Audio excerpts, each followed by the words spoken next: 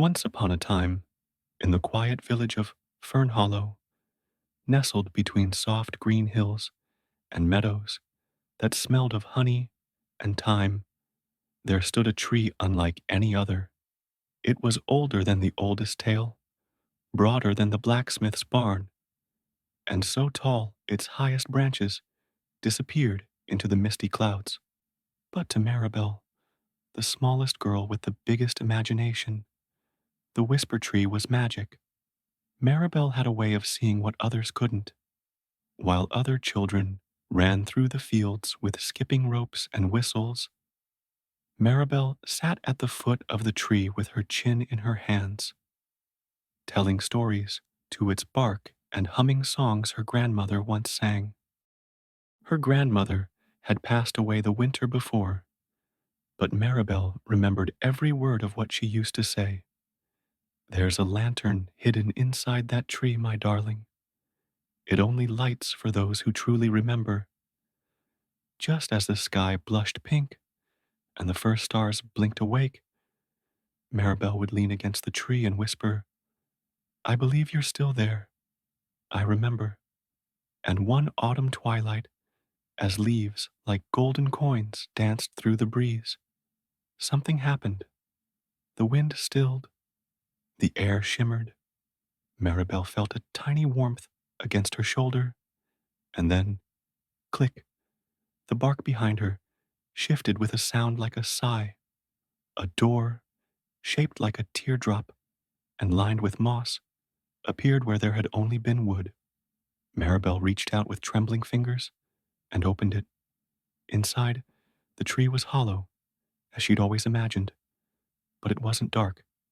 Hanging from a hook carved into the wood was a small lantern. It looked plain at first, dusty and old, with a thin handle and a glass body. But when she touched it, it flared to life. And oh, it was not ordinary fire.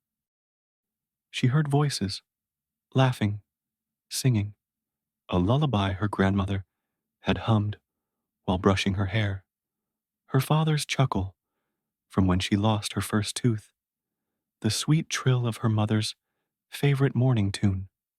The lantern was alive, not with flames, but with memories.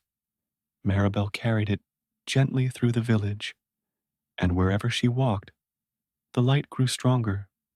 When she passed the bakery, the scent of cinnamon filled the air, and the old baker dropped his rolling pin in shock. He could suddenly remember the song he used to sing as a boy. When she paused by the old fountain, a young man gasped as a picture from his childhood flickered across his mind, his mother holding his hand beside the water, whispering, "Make a wish." The lantern lit the past like a lantern lights the dark. With each memory returned, the lantern dimmed just a little. Maribel saw it, flickering lower every night, but she kept walking.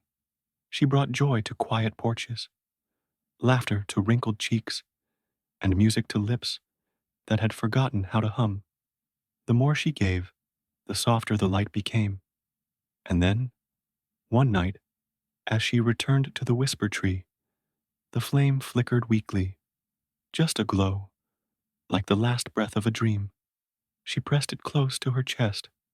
The tree stirred, its branches shivered, leaves fell like rain, and from deep inside its bark came a voice, not loud, but warm and ancient. "You have returned what was forgotten, but light like this must be guarded, or it will fade again. All memory needs a keeper." Maribel looked up at the stars. She thought of her grandmother, of the way her fingers had smelled of lavender and ink. She thought of her mother's laugh, her father's strong hands, the stories still waiting in the shadows of the tree. "I'll stay," she whispered. "If someone has to remember, let it be me."